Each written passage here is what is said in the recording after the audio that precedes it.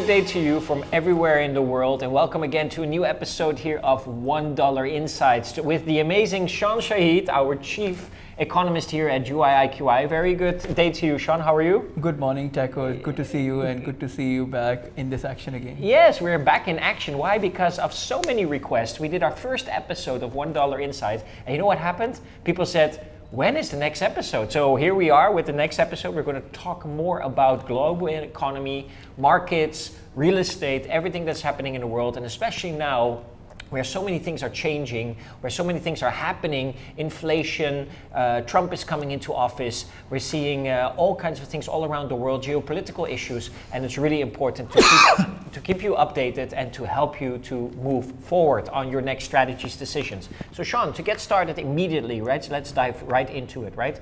3 weeks in, Trump is in, he's going to be president. He has selected most of his ministers already. I can imagine that in a lot of boardrooms all around the world, directors, CEOs, and the whole team are thinking like, what is our next strategies? How should we prepare ourselves? So what do you think is the main topic right now in most boardrooms all around the world? That's a very interesting and very relevant question. Right now in the boardroom, people are discussing about post-Trump, what will be the rules of engagement we like. Yes. How Trump is going to, he will engage himself with countries like China, with Japan, Europe, UK, and with other countries. How tariffs will make an impact on China. Yesterday's Wall Street Journal talks about that Trump is thinking and talking about putting tariffs on Mexico and Canada. So that will be a whole new, I would say, a game changer in the diplomatic landscape plus in the economic landscape. Yes. So we have tariffs, we have AI that the boardroom people are discussing, geopolitics, and above all, the most important thing, will the status quo remain the same or will the status quo change? Yes. In my opinion, the status quo will change, the rules of engagement will change, and there will be a lot of discourse on tariffs, quota, and of course AI. So these are some of the topics that the boardroom people are now discussing for their 2025 strategy. Fantastic. And going a bit deeper on the tariffs, right? Because I think everybody knew that if Trump would go into office, he would immediately look in two areas, right? You know, his America First policy always talks about jobs in the US, you know, factory. He wants to keep the business in the US, right? So that's why the tariffs comes in, right? So of course, huge implications for like a country like China, right? So who will be the big, let's say, winner out of that whole, let's say, in the old days we called it the trade war, and now we call it like normal way of business, I guess. But who will be affected most when it comes to these tariffs that Trump will be imposing? Normally in these situations, nobody wins. Yes. Whether you call it the trade war, as you rightly pointed out, or you talk about tariff and quota, because once you implement these strategies, at the end of the day, the consumers, they suffer because they have to pay more. Let's say a pencil that comes from China, it costs you $1, but after the tariff, it will cost you $1.25. So consumers, they have to pay 25 cents extra for that particular pencil. Yes. So I think nobody wins, but what is happening right now, if I can give you statistics, China's export to global south and BRICS after seasonally adjusted has touched $1.6 trillion in March. Wow. Wow. So that is 4 times the export of US, and the total combined export to Europe, Japan, and US. Wow. So if you put tariffs and quotas for China, that is going to hurt. So China is already maneuvering in a very strategic manner. They are coming to ASEAN, they are coming to GCC, they are coming to Africa. 9 out of 20 economies, the leading economies in 2025 will be from Africa. Why? Because Africa is rich in natural resources, consumption patterns are strong, young population, and investment is going into Africa. So if you pick up Economist magazine 2022, they talk about 3 regions that will be booming: ASEAN, GCC, and Africa. So with this trade war and tariff and all that stuff, I think China has already maneuvered very swiftly. They are coming to ASEAN. That's why you see a lot of investment from China is going into ASEAN. They are going into GCC. Other countries, they are a bit slow. Europe is in real economic shenanigan. Japan is moving like a headless chicken. And other countries, they are starting to realize that status quo will break. Yes. And there will be new rules of engagement, and people, they have to, as I call it, they have to pull up the socks in order to stay relevant. Yes. Super interesting, right? So I would say that you can expect a lot of strategic movement from governments, right?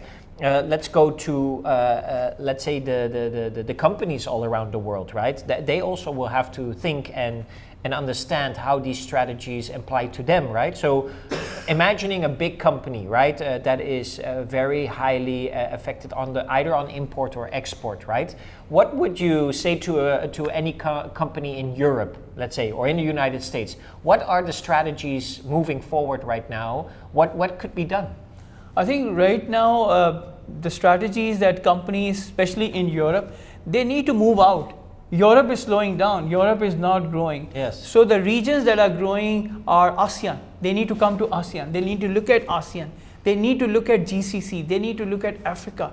These are the regions which are growing. Yes. So businesses would like to park their funds where the economies are on the upsurge and where the economic confidence is strong, and above all, they have macroeconomic stability. Yes. They have investors' confidence is high.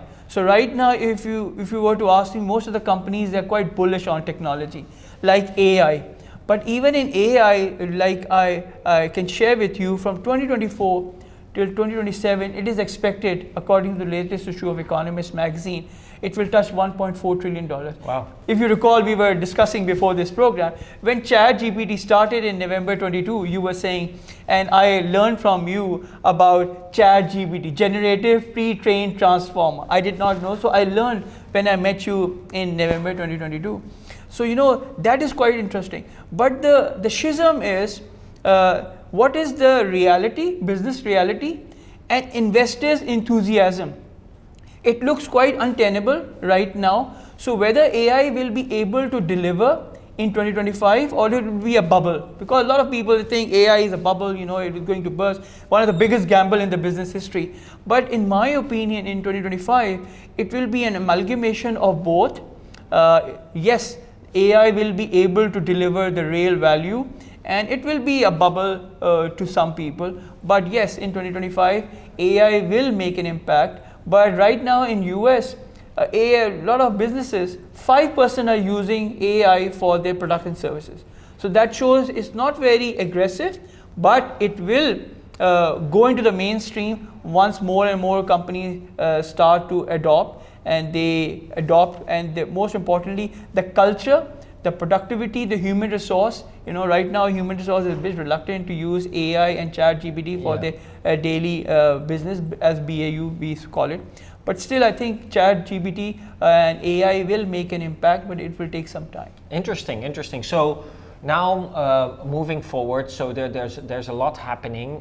Let's go a little bit to what's happening today, right? As of today, we still have a lot of geopolitical issues around the world. They know that Trump is coming. He's not there yet. Biden is still calling the shots around the world. There's some very big events happening already around the world, right? He is still about, let's say, a full physical month in the office before Trump will take over. Do you expect any big changes in the next 30 days while Biden is still calling the shots? Yes, Biden is still calling the shots. It's quite, Taco, very unpredictable. Yes. Every morning you don't know what to expect in the market. Yes. And the markets are still very shaky. So to talk about geopolitics at this point of time, I would say yes, it's very unpredictable. Yes, the businesses, some are prepared, some are not prepared. Yes. So people who are prepared, they're already pricing into their business strategies, how they are going to maneuver in 2025 or even in 2026. So I think right now the geopolitical risk looks subsided, but it can emerge out of nowhere. Yes. So exogenous factors, the external factors, are weighing heavily on many economies. So some economies are benefiting and some economies are not, because they are close to the region, they are quite exposed to those geopolitical risks, and they have not been able to recover since the war started in Ukraine and Russia. Yes. So I think there will be a lot of uncertainty, but the challenge in business is how you ride the wave of this uncertainty and turn it into an opportunity so that you can make profit. Yes. That is the art. Yes, that's the art. And one of the things that that I find interesting, that we also where we discuss a lot about, is actually two kind of heavy matters when it comes to investing and running a business in certain areas in the world. All comes down to taxation and to inflation, I guess, right? And I think for long periods of time, in many regions around the world, these have been on a very high level, right? So what do you expect moving forward for the next, let's say, 12 months, right? First year of Trump in office, many changes around the world. What's happening to the inflation side of things, and what do you think globally on taxation will be happening? Taxation, yes, US taxation system, it will come down. Inflation will stay low. Interest rates will come down. So there will be a lot of changes in the first 100 days. As they said, first 100 days actually give you forward guidance to many investors what will happen. So first 100 days, I expect that he will bring down taxes. Inflation will stay low. He will push Fed to cut interest rates. As Fed has already made statement yesterday, they will cut interest rates gradually. So the signal is very much there. Dollar will stay weaker in 2025. Yes, the dollar momentum, a lot of investors are taking position in US dollar, but US dollar will stay low. Yes. The dollar index will go down, not dramatically, but it will go down in a very structured manner. Yes. So we can expect lower taxation, lower inflation rate, and lower interest rate moving forward in the first 100 days. So very interesting, as we of course look at all of these points, right? And thank you again so much for sharing, Shan. I would like to invite all of our guests here for future episodes to also answer or to bring their questions to the show, so we can ask the one and only brilliant Shan Saeed, on his feedback there. He always very humble, telling me like, my brain is only very small, but I can tell you there's plenty of stuff in there. So I'm very happy to be with you here, Shan, and thank you for sharing with us here today. And of course, for all of our viewers, thank you for joining in here today. And we definitely hope to see you again at our next episode of $1 Insights. Hope to see you next time. Bye-bye. Bye-bye.